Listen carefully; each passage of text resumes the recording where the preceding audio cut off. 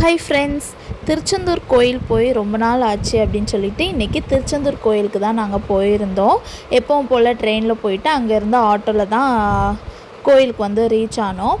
கொஞ்சம் ரூட் வந்து கொஞ்சம் சேஞ்ச் ஆகிருந்துச்சு. கோயிலுக்குள்ளே போனதும் தான் வாவ் சூப்பராக இருக்கே அப்படின்ட்டு ஃபீல் ஆச்சு. நிறைய செடிலாம் முன்னாடி வந்து இப்போ தான் வச்சுருக்காங்க. இன்னும் ஃப்யூச்சரில் பார்த்திங்கன்னா ரொம்ப சூப்பராக மாறிடும்.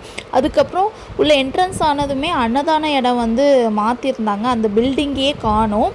அந்த இடத்துல பார்த்திங்கன்னா கும்பாபிஷேகத்துக்கு வந்து யாகசாலை அமைப்பாங்கள்ல, அந்த ப்ராசஸ் தான் நடந்துகிட்டு இருந்தது. சூப்பராக இருந்துச்சு. ரொம்ப பிரம்மாண்டமாக அதை வந்து டெக்கரேட் பண்ணிகிட்டு இருந்தாங்க. இன்னும் வந்து ஃபினிஷிங்லாம் பண்ணி முடிக்கலை, இருந்தாலும் பார்க்க வந்து ரொம்ப அழகாக இருந்தது.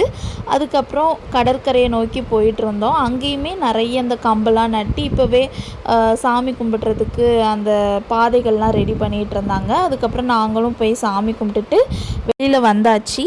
நாங்கள் போயிருந்த டைம் வந்து கூட்டமே இல்லை. நல்லா ஸ்பீடாக சாமியை போய் நல்லா தரிசனம் பண்ணிவிட்டு வெளியில் வந்துட்டோம்.